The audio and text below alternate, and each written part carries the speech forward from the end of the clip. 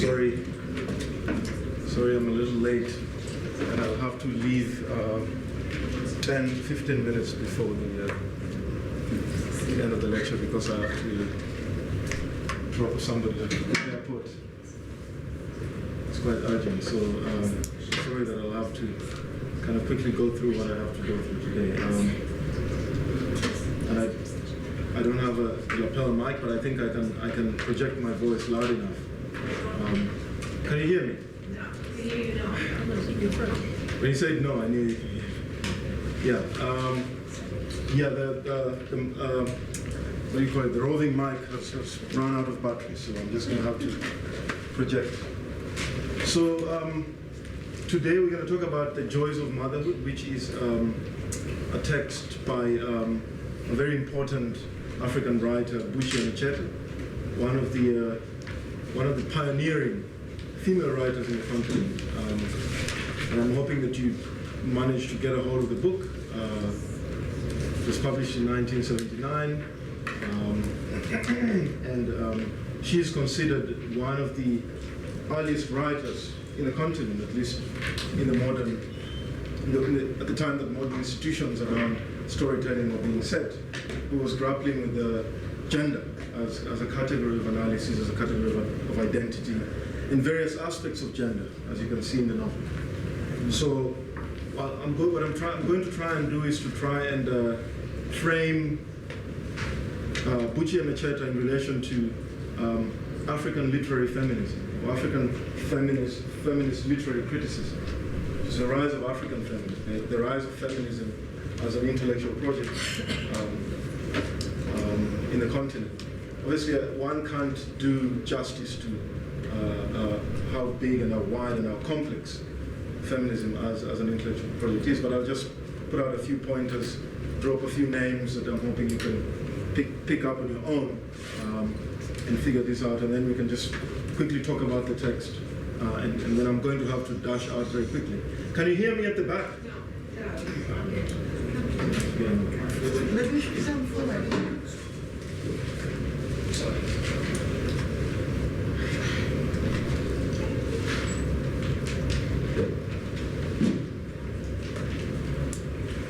I'm so sorry. Usually the roving mic,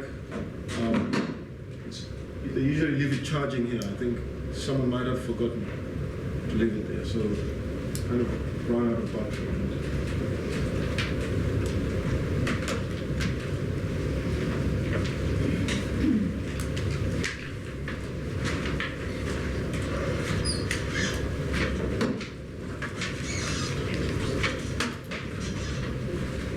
Can you hear me at the back? Okay. If you can't hear me, if at any point you can't hear me, just raise your hand and I'll try and project.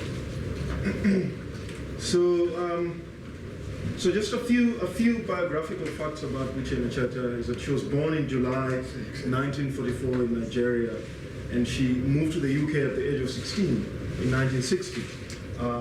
Studied sociology at the University of London, and she moved to the UK because she was getting married to someone that she had been betrothed to. And it turned out to be a really crazy marriage, and it was violent. And part of her project of writing was actually to grapple with her status as a woman and as a mother who wanted to pursue her own profession and go to school. And so if you read many of her novels, there are a few biographical things that come up in those novels. One of the interesting things was that when she was growing up as a girl, she had to convince her father the importance of going to school, because she was overlooked in favor of her brothers, and eventually she was sent to school, and she ended up being the person that she is. So she's one of the pioneering female modern African authors, and she has over 20 books that she's published. And the ones that I've put there are just a few, the ones that are more popular and more widely read. And you can tell from the titles that there are certain thematic concerns that are important for her. When she moved to the UK, and got married to this guy. She ended up getting 5 kids, and at some point, her husband, I think, was quite jealous of her kind of writing profession, and she had published, I think, 2 or 3 novels, and he ended up taking one of the manuscripts for, I think, the bride price, and actually burning it. Sure. And then she had to recover it and rewrite it again, and so she's a really interesting author in that regard. But of course, also very accomplished and in some ways a trailblazer for many female authors in the continent in that regard. So over 20 books. These are just some of the few that she's known for.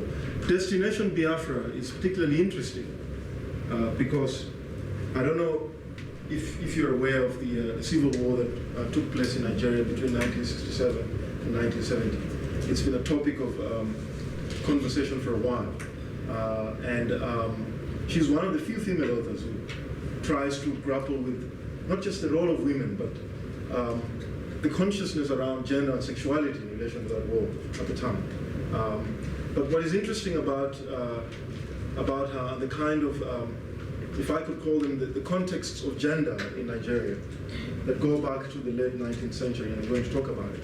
There's a long history of women who mobilized at different times in the country, in the face of British colonialism, in the face of local forms of patriarchy, in the face of various forms of economic organization. I'm going to talk about that a little bit. But Destination Biafra is an interesting text with regards to that whole narrative about the Civil War. And you know that close to 3 million people died at the time. Most of them were children. Those of you who would have read stories or watched videos or been alive at the time, you would have known that there were campaigns all over the world to try and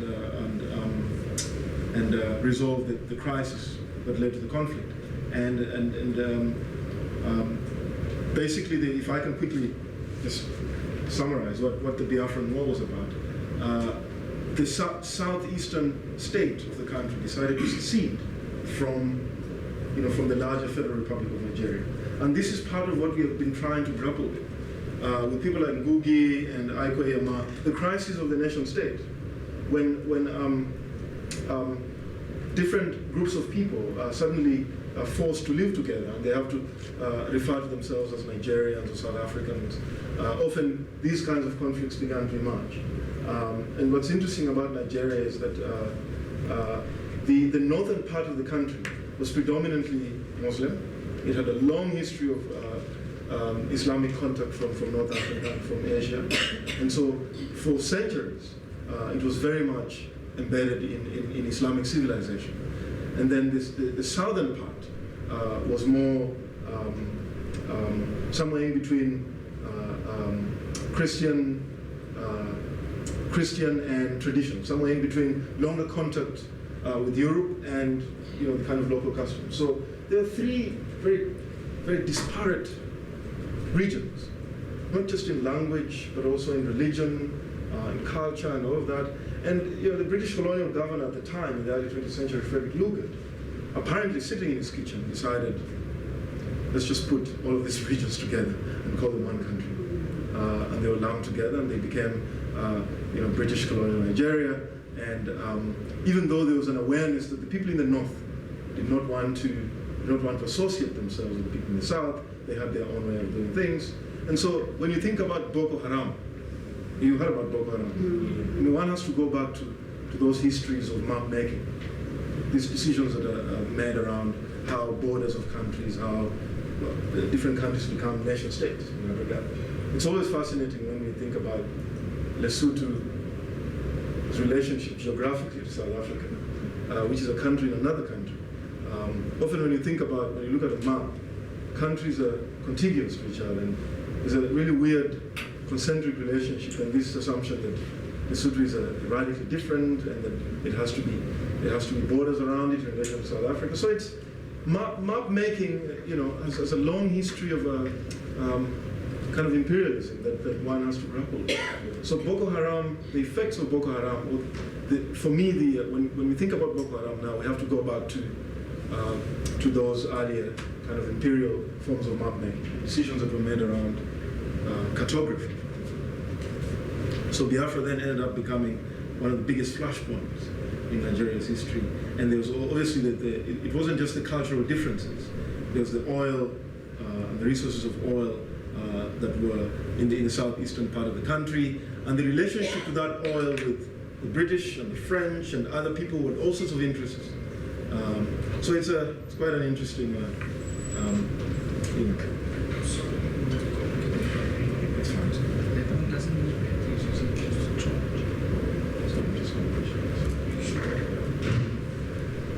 I hope you can still hear me at the back. Can you hear me? Thank you. So some of the kind of ongoing thematic concerns for Buchi and Macheta are questions around motherhood, child slavery, and particularly when she moved to the UK in 1960, she began to obviously be conscious of race and the intersections between her race as a black woman, her race as black, and her gender as a woman at the time. And if you read some of her novels, Second-Class Citizens, I assume, comes from the idea that she's not just a woman, but she's black and she's an immigrant at the same time. So these intersections of identity began to become very clear for her as part of what was described at the time as Black British identity. And one can take that in all sorts of directions. She's obviously also interested in freedom through education, especially for girls. And from our own kind of personal history, many of her novels are always trying to grapple with the tensions that usually come out of the way families are organized in relation to the division of labor and the roles that men and women are supposed to play in those kinds of intimate spaces. And I also have, sorry. Wow. What happened there? Okay. So if we decide to place Buchi and Macheta amongst our contemporaries, these are some of the other names that on you can pick up and see people who were writing at the time as well. So Flora Nwapa, very famous Nigerian author as well. We know Bessie Head, she's considered Buchi and Macheta's contemporary as well. Mariama Ba from Senegal, Ama Ataidu, Aminata Sofo, Grace Ogod from Kenya, Zainab Al-Khali, Miriam Tlali, South African, Zulu Sofola, Nigerian, amongst many others. So early 60s. And obviously if you look at the African Writers series when it was set up, it was predominantly male. And it's people like Buchi and Macheta who opened up that space for more stories from women Flora Nwapa and particularly Buchi and Macheta published significantly with African Writers series. So they were really trailblazing in terms of publication of stories by women and in the continent. So if we can just open that kind of generation up amongst all those women, these are some of the names that you can think about. I don't know if you recognize any of these names. Bessie Head? Mariama Ba? Yeah. Do you remember Mariama Ba's Solonga letter? Yes.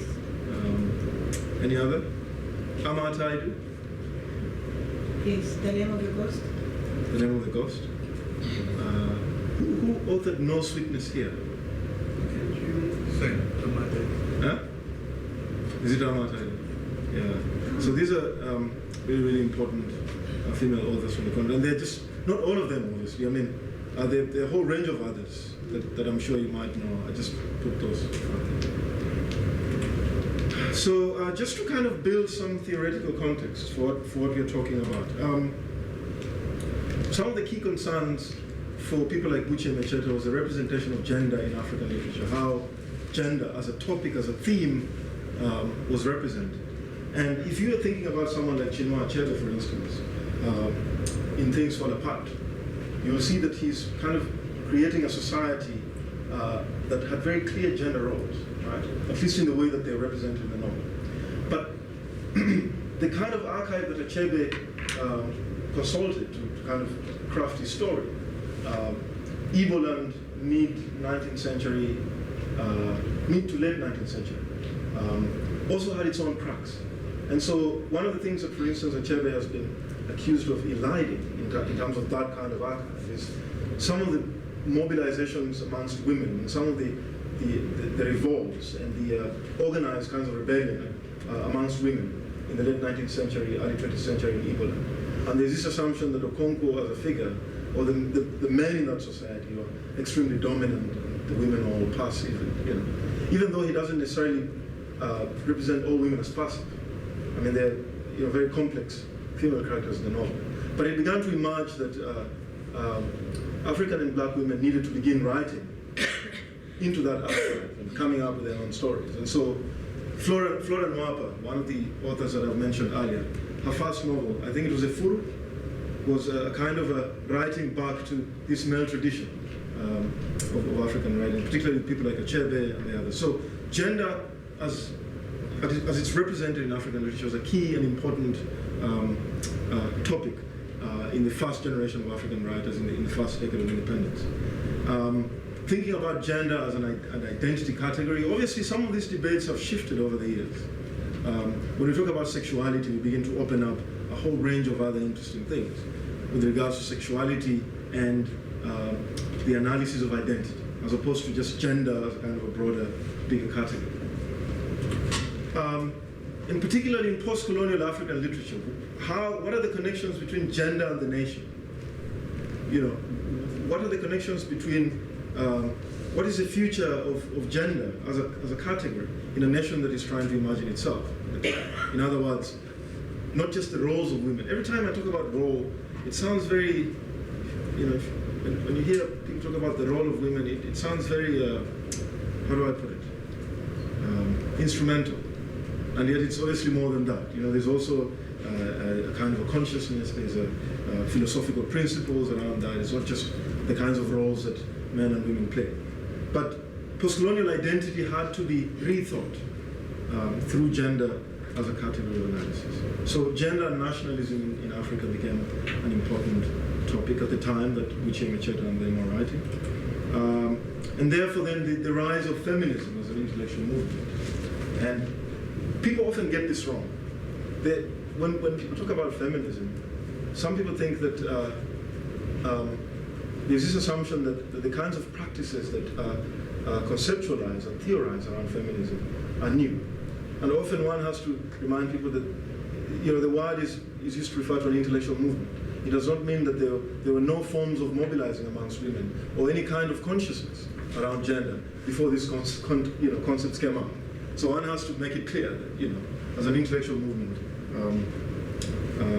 in terms of how societies organize themselves in institutions and how people's lives are organized, as an intellectual movement.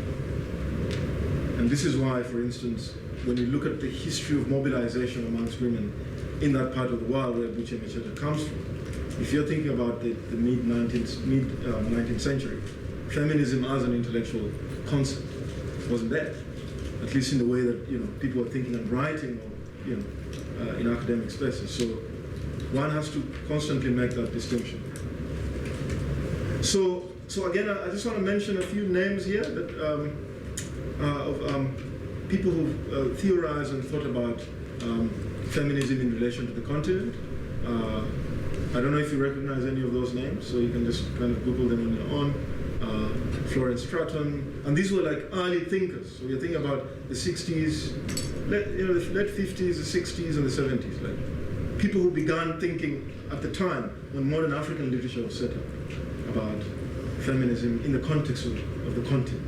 Obviously, we know feminism as an intellectual movement goes back to early 20th century in Europe, in the 30s and the 40s. But the context of the continent, these are some of the people who've been writing about it.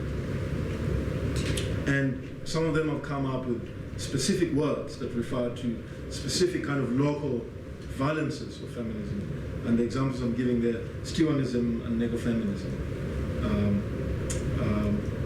And of course, the debates are, as I pointed out earlier, a lot more different. Not different, but they have evolved over time. I mean, this is 40, 50 years of this kind of thinking. When we talk about sexuality in the continent, one has to think about queer identity in the continent as a kind of a rising, important category of identity and analysis. And we know that South Africa's constitution was one of the first in the continent to begin to recognize queer identity. And what is interesting, at least in the way that I saw it, queer citizenship became the benchmark within which to then begin to judge our human rights and how, previously radically marginalized identities could be imagined in a new nation. So sexuality, queer sexuality, at the moment is an important category of analysis in relation to sexuality and gender. Right? So all sorts of formulations have come up: gender non-conforming, beyond just what we know as gay, lesbian, transgender. So it's a much more complex field of analysis, and this is obviously very early, perceptions of it and very early thinking around it in the continent. I don't know if you know Dinyavango Inaina in Kenya. He's one of the kind of leading public intellectuals around queer sexuality and many parts of the continent are extremely homophobic. And legislations around sexuality are quite rampant across the continent. So just to update us on these debates. So you can look at some of these people online and see what you make of them. Very important thinkers. Are there any questions up to this point? I'm going to leave around 20 minutes for questions because I have to leave a little bit early. And then, so many of these thinkers that I've just mentioned before, as people were thinking about feminism in Africa, began to notice certain patterns around the representation of women, particularly in male-authored texts. And one of the things was that the woman was used as a trope. Africa figured as a trope of a woman. And that was a general kind of form of representation. It was quite common amongst male-authored texts, obviously because of certain cultural ideas around gender in relation to nationalism. And obviously this was a time when a lot of these women were thinking about the literary traditions that were extremely masculine, extremely male, and therefore very normative at the time, and to find ways of critiquing them. And it turned out, as you would read many of early 60s, first decade of independence, women simply figured as mere symbologies of the nation. There's something merely symbolic, as opposed to grappling with the actual lives on the ground of women who were in intimate and in public spaces, and the kind of work that they were doing in terms of trying to think about a new nation. And so the representation of women then, for this kind of criticism that was coming up in the 60s amongst these intellectuals, was that women merely figured as symbologies of the nation. In other words, it meant that the discourse of nationalism excluded women. That's what it meant, that they simply figured as symbols, but they were not included in the actual planning and the actual thinking and the actual, thinking about these new nations. And so, that kind of feminist critique became a critique of nationalism itself. And the nations were gendered as female, and yet the women were excluded and marginalized within homesteads and public life. And many of the representations of women are very flat and dichotomized, either because women coming into colonial modernity and now post-colonial modernity were supposed to occupy very specific roles in these economies. And you'll see when you read through Joys of Motherhood that there's a dynamic between the rural area and the urban area. Obviously, there are different cultural geographies, if I can call them that. And if you're thinking about many of the cities in the continent, whether it's Johannesburg or Nairobi or Cape Town or Lagos, for instance, Nairobi at the cusp of independence in the 60s, late 50s, early 60s. City spaces were very much masculine spaces because the kinds of labor that was required. Spaces were predominantly male at the time, or assumed to be predominantly male at the time. And so the entry of women into many of these African cities was extremely marginalized. Women entered these spaces as very marginalized figures, and they then began to be seen as simply people who would then kind of come into the economies of leisure. So for instance, sex work became one of the kind of typologies of the labor that women provided in these cities. And so many of the earlier representations of women are very much tapped into these kinds of cultural geographies of the city. And it was a purely colonial construct. The labor that was required, extracted from the hinterland into the cities, was very much one that defined gender roles and decided the men had to come to Johannesburg to be mine workers, and they'd have to leave their women in other parts of the country, and then women would have to raise those families, and and that then opened up all sorts of issues around the organization of the family, the kind of cultural construct of the family, and I think that part of what we are dealing with today in terms of the debates around identity kind of come from the way the movement of people in and around city spaces, urban and rural areas, was legislated, it was defined, and therefore it began to tinker with various cultural geographies that have been existing in many of these spaces for many years. So the city and the rural area became kind of they had this very tense relationship as cultural geographies. And you'll see in the novel that when the protagonist moves to Lagos, it's a culture shock. Partly because, and I'm going to talk about that a little bit later, that forms of colonial labor that were required from the colonized very much feminized these men. And the protagonist in the novel, her husband, does the cleaning for his master. And then there's a very kind of weird tension between what she expects for him to do from how she understands how men do work at home and in the city. And so there are interesting connections between colonialism and patriarchy. And there are people who've made arguments around colonialism as a system, in fact, reinforcing gender roles within societies in the continent. That it in fact bolstered patriarchy as a kind of cultural construct. So these are some of the kind of issues that these critics were trying to tease out in these early representations of the continent. So I'm talking about colonialism and patriarchy. Sorry for the wrong spelling. An important kind of theorist around that is Anne McClinton. She has a book called Imperial Leather. It's titled Imperial Leather. It looks at how she says something interesting about the way British colonialism, how it visualized the kinds of metaphors that British colonialism generated around its, how do I put it, its interaction with the colonies. And they were very, very sexualized. The continent, for instance, was supposed to be this geography which was supposed to be penetrated. And there are all these, she draws a whole range of metaphors from a kind of a colonial archive. So she's an important figure in that regard, in making those connections. You can look up and on. So, if I can just put out a quote here from Efuru's Flora Nwapa's Efuru, which the title of the text that we're talking about today comes from. It's right there. Efuru slept soundly that night.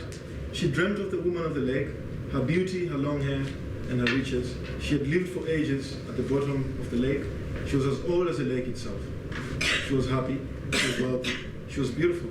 She gave women beauty and wealth, but she had no child. She had never experienced the joy of motherhood. Why then did the women worship her? And if you read through the novel, you come across these mythical figures of women. The water goddess. It's an enduring metaphor in West African literature. There are all these figures, mythical figures, who are gendered in a certain way, who are quite abiding in many of the narratives of women at the time. And they could tap into those kind of mythical narratives to try and understand the complexity of this changing world in relation to gender. And I assume that this is this kind of intertextual connection between novel we're reading today, and Flora Nwapazefuru is quite clear from that statement. So, in terms of the text itself, we know that it's set in Lagos in around 1934, just 10, 15 years before British colonialism ended in Nigeria. And the other thing I'm flagging out there is that there was the Aba Women's War in 1929, which was one of the historical flashpoints where women collectively organized themselves to fight the colonial chiefs who had been imposed on them and who were putting all these restrictions around how they could carry out their own trade as women who controlled the markets, food markets, for instance. And they organized themselves and they brought down quite a number of these colonial chiefs. In Nigeria? Yes, in 1929. And in 1910, there was another riot again. A group of women organized themselves. And it was about staking out their role socially, politically, economically, within this kind of emerging colonial modernity. Right? So there's a whole range of historical moments around these women who are organizing themselves that is, for a long time, wasn't out there in the public. So someone like Achebe in Things Fall Apart does not quite acknowledge those important historical flashpoints in the world that he's quite trying to represent. And these are just one or two moments. There are many others. Mid-19th, late 19th, early 20th century historically. So one would assume that the context in which Buchi Emecheta is writing, the time of the novel, if I can put it that way, kind of taps into that historical flashpoint. And of course, in the novel, the migrations between Ibuza, which is the kind of rural area, and Lagos in the city, and the clear divisions of labor, and the politics of gender that begins to arise out of that. The protagonist's expectations of her role in this new kind of urban environment, her expectations of her husband's role in this new urban environment, when she becomes a mother, again, various expectations around motherhood. And as a mother, her relationship to her sons and her daughters. There's a whole range of kind of the lives of these women that many of the male authors were not really representing. And I think Buchi Emecheta, amongst the others, began to open that up. And so one can talk about the tension between colonial modernity and family life, and to begin to see gender as a social construct. And this is a basic idea. Gender as a social construct, various ideas around femininity and masculinity, definitions of them, expectations of them, the roles that each of these are supposed to occupy. And particularly for Buchi Emecheta and the protagonist in the novel, motherhood. The idea that motherhood had to be put on a pedestal and every woman had to be judged on that account. And therefore, one can talk about gender as a social construct. And I'm just going to put out two quotes by two important people that I'm sure you might have heard, Judith Butler, talking about a stylized repetition of acts which are internally discontinuous, so that the appearance of substance is precisely that, a constructed identity, a performative accomplishment which the mundane social audience, including the actors themselves, come to believe and to perform in the mode of belief. That's what social construction of gender, and particularly sexuality in the part of Judith Butler is about. And then there's Stephen Frosch, who's a psychoanalyst, who talks about masculinity and femininity as constructions which are built around anatomical difference, signifying only because they are granted significance in the context of the particular power relationships that constitute and historically have constituted our social environment. And so he draws connections between the performance of gender and sexuality in relation to power. That's a slightly different dynamic of thinking about gender, but which is kind of overarching in the way roles of gender are assigned and assumed to be hierarchically inferior or superior to others. So just two quotes, and you can come up with a whole range of other scholars who try to define what social construction is about. So in The Joys of Motherhood, constructions of gender and particularly motherhood are very clear. Constructions of ideal masculinity or even ideal femininity. Constantly the protagonist is told that this is your relationship to your husband. You must remember, whether you're here in the village or in the city, you have to keep in mind that this is the kind of ideal woman and mother that you're supposed to be. throughout the novel, and she's constantly battling to kind of see the contradictions between those two spaces, a rural area and the city. Obviously, the connections between colonialism and patriarchy in relation to her own husband and his employers, and all of these characters, all of these male characters in the novel who are trying to enter the colonial economy. They are placed at different, very complex situations. If you read through the novel, you can see that there's an emerging critique around their own sense of masculinity in relation to the colonial economy. And there's a tension between pre-colonial constructions of gender and the kind of colonial reconstructions of gender that the protagonist has to constantly grapple with. Because the rural area for her is her frame of reference. When she thinks about Ibuza, when she thinks about men and women, boys and girls in her mind, her first frame of reference is the rural area where she comes from. And while living in the city, she can sense that there are a lot of tensions, and there's a lot of kind of things that are now up in the air in that regard. And I'm just mentioning the characters that are in relation to motherhood, who each of them present very different versions of motherhood. Ouna, the protagonist's mother, the protagonist herself, and Adaku, who's a co-wife in this kind of polygamous family system. And how the author organizes these characters as foils and contrasts of each other. And I think only someone like Buchi Emecheta could come up with a narrative that tries to explore the complexity of motherhood and how different forms of mothering, different forms of consciousness around mothering between different characters can actually be represented. At the time, in the 1960s and 1970s, this was suddenly something new and interesting to grapple with. Obviously now, these kinds of narratives are more normative now. People are more aware and conscious that motherhood is a vastly complicated construction around gender, and that the roles that one expects to take on in relation to motherhood have obviously become more complex as the years go by, especially if you factor in same-sex relationships that are becoming, very common and very important to think about across the world. It's a whole different way of thinking about parenting. Again, just reiterating, Lagos and Ibuza as kind of different cultural geographies, construction of labor, the different family structures, polygamy in Lagos in the city as opposed to in the rural areas, and the construction of motherhood in these two different areas. Yep. I'm going to stop there. And then I'm going to ask if there are any questions, whether questions from the first two lectures, or if I can just, or comments, or, yeah. I just have a question in regards to a lot of African women writers. There's a huge gap between those first intellectual women who were writing and the African women who are writing now.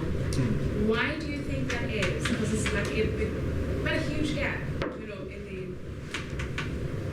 in the writing of women writers, just basically in Africa.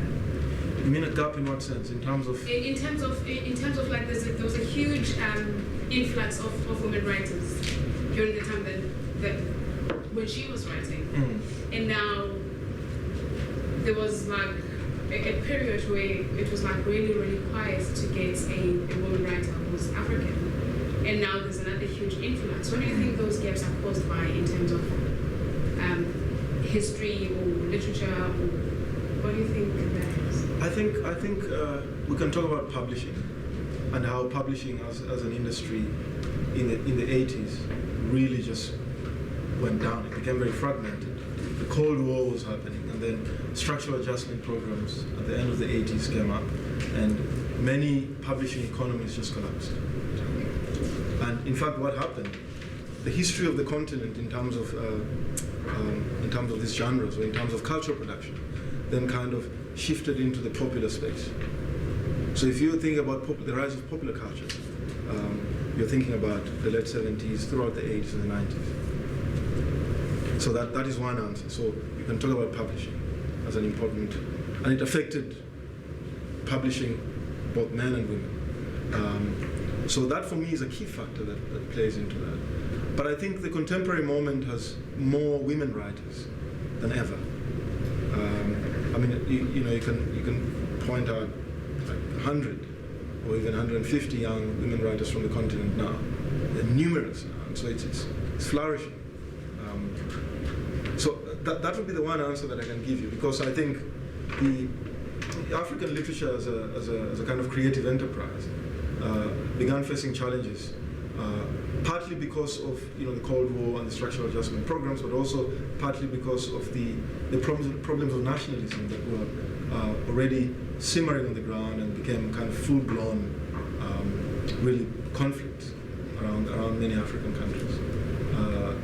And that meant that government attempts to subsidize publishing, to support publishing houses, went down the drain. So the African Writers series by the late 70s was pretty much off the table. And publishing houses, East African educational publishers, which Heinemann in Nigeria also went down, and those were big publishing houses at the time. And they went down precisely because, one, the global economy was changing. Many African countries had all these governments that were not invested in a creative economy, I think, but also there was a lot of suspicion towards literacy and towards, because fiction is a space that can challenge a lot of ideas about ourselves. Often people test ideas through an experimental space, and so fiction becomes a space where people begin to challenge certain ideas of imagining themselves. And so a lot of censorship, a lot of, that's the way I can, I'm sure there are other reasons that one can also think about.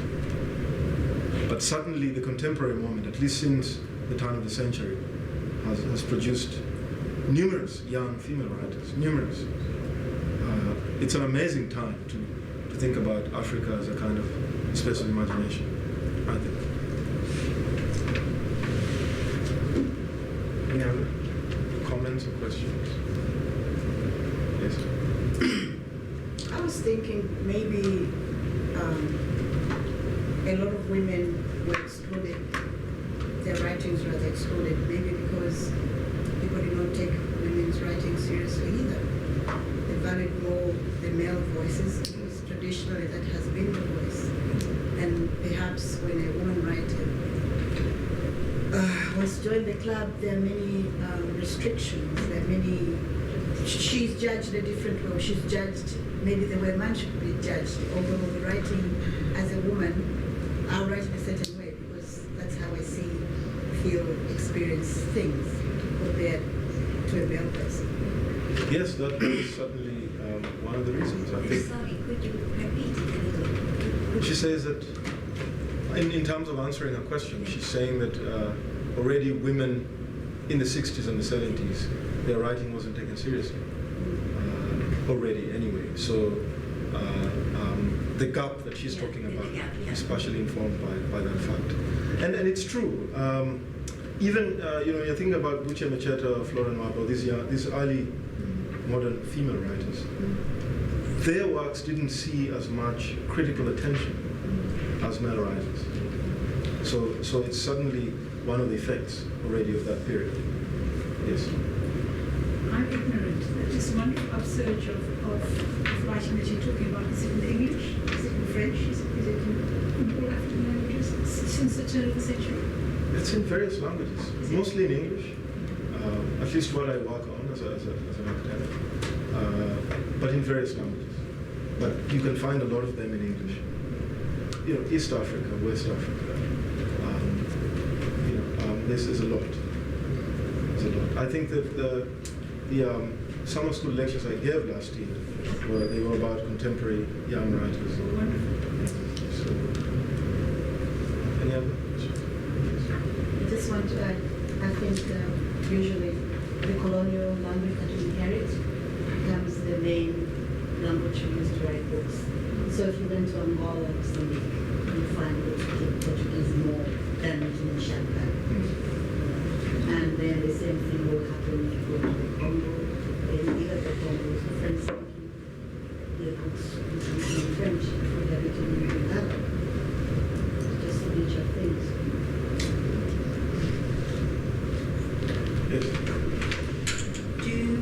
Is there a stronger bent towards feminism rather than nationalism from the female writers? Which ones? These ones, or the ones you're talking about, Yes. or the ones, the contemporary ones? Well, both. These ones. And the ones from the 60s when national independence was all coming and all that was happening, they were pushing a feminist agenda in spite of this rise of nationalism. Now, is feminism to a woman writer more important than nationalism?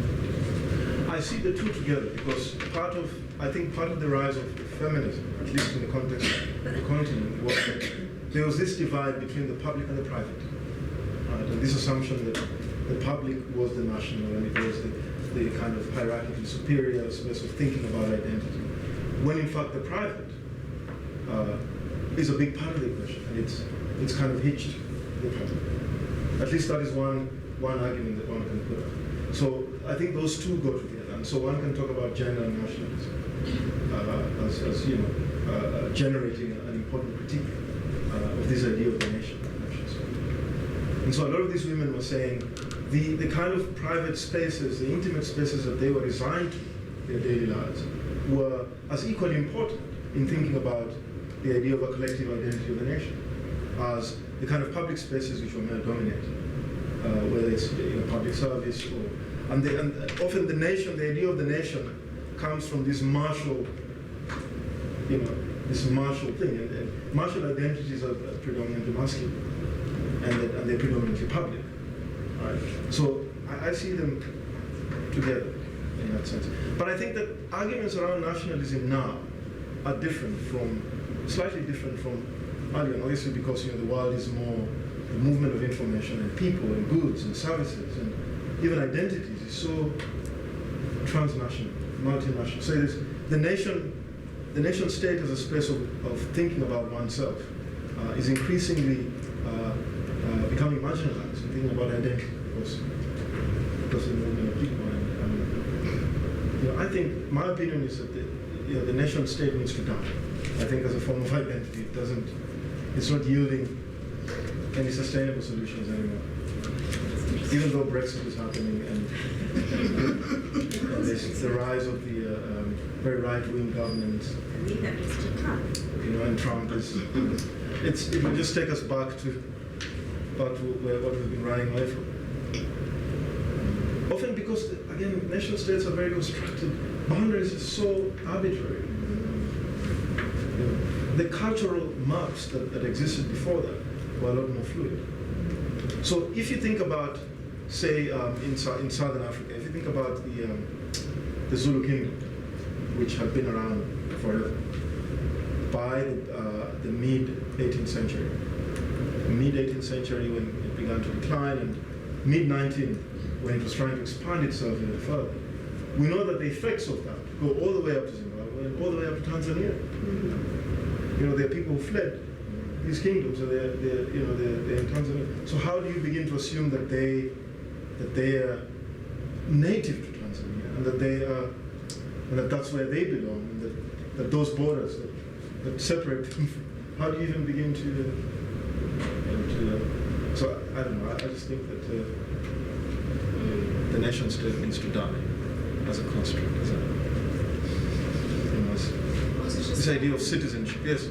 Just to add on what she's asking or questioning, if you're a writer who has been deprived of your own voice within a certain nation, when you start writing and finding your voice, one of the most important things for you is your identity.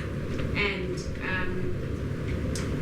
so for me, feminism and nationalism also live together, because you are asserting yourself as that person who's been deprived of writing within that space, and you're telling people that you belong in that space. So for me, they have to have a symbiotic relationship, because as much as you're coming out as a woman, but you're coming out as a Zulu woman or a Xhosa woman who has never had the opportunity to actually do the writing. But is it not cultural? I mean, can it not be a cultural thing as opposed to a nation state? And maybe the emphasis needs to be changed a bit to look more at culture and tradition, but not at the geographical entity that is the nation. Often, Particularly in a globalized sort of world where, yes, things moving around.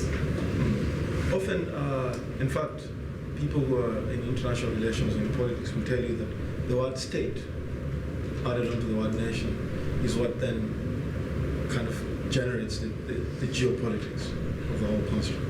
That now there are borders, and that one can demarcate and say this nation state starts and ends here. But the idea of a nation itself is very culturally defined. It's about nation in terms of the primary definition of nation. I don't know if that makes sense. It does make sense, but it still then means it's nothing to do with borders necessarily. I mean, you could use the example of the Zulu kingdom, or I could say the Shanti kingdom in Ghana. It doesn't refer to the whole of Ghana or the whole of South Africa. Again, that might be debatable, because even the Zulu kingdom extended itself beyond KwaZulu-Natal. It was annexing land all over. It was a southern African phenomenon. But it didn't come down here. But it did cover a significant chunk of yes, southern but I Africa. just, it did. But it's the idea of citizenship in relation to a nation is so fraught. And you carry a passport or an ID card, when you think about it, you think about people in Lesotho, and you think about the porosity of that cultural geography, and it's unfathomable how one can just police the movement of people clearly geographically, culturally. It doesn't make sense, and these are obviously recent histories of collective identity, and I don't know what 100 years from now how the world is going to look like, because these ideas are constantly coming under challenge. But I think we might have a new platform of collective identity under Leah's time. Yes. Which makes me pick up on something else that I picked up from your lectures, which is the movement of writers, that people who grew up in Nigeria and were in London by the time they were 16 and so on. Is it still necessary for the scattering of people, for their voices to be heard, or do we need the megaphone of the Western civilization? I don't think so now as much as 30, 40 years ago, because now there are audiences within the continent, and there's a whole ecosystem that does not rely on. There are writers who are as popular without winning any big prizes. So this is and it's also about how people organize within the continent and try and leverage their own forms of cultural capital. And they do. So I think the degrees of that is a lot less than. And often you'll find that people who go out to win big prizes and expose themselves there do it very consciously, because they know that then they can transfer those forms of capital very consciously. In fact, when they do that, their primary audience is not necessarily the West. Their ultimate primary audience is coming back to the continent. So there's also a consciousness around, cultural ecosystem. Thank you. It was very interesting series. I'm quite interested in the way today I'm looking from sort of language and nation to the idea of gender and feminism. I think you're trying to complicate the idea of feminism. So you've been speaking about, when you sort of introduced your theoretical context, I was quite interested in the way you were speaking about feminism or Black African feminism as perhaps a practice or a set of ethics or ideas that perhaps precede the concept or the terminology. And then it was speaking a bit about the way this is really about looking at the relationships between gender and race. So, I mean, what was interesting is that it kind of brings up sort of internal hierarchies which are less perhaps obvious as we were speaking about the chair burning away. Even within post-colonial framing still constructs gender hierarchies within the category of race. And that works the other way as well, that within the category of gender there are racial hierarchies.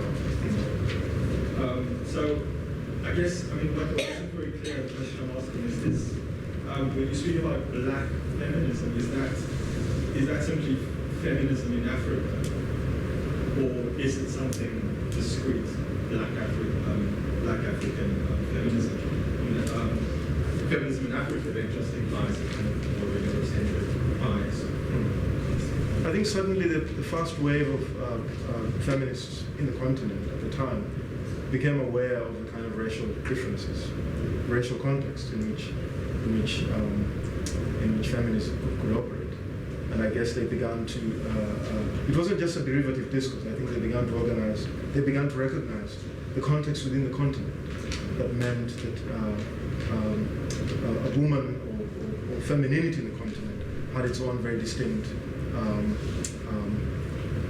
environments and challenges that it dealt with. And one could not assume that feminism as an intellectual movement could simply translate easily from Europe to the continent.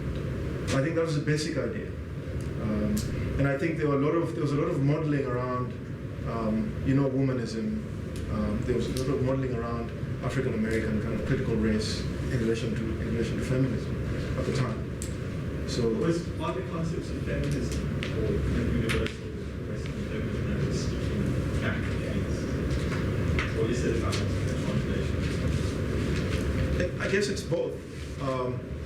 Partly also because that wave of African writers were very much writing back. At one level, they were writing back to say that we are organizing ourselves. We are an intellectual community that is beginning to refocus our audience to the continent. So I think they were both. They were doing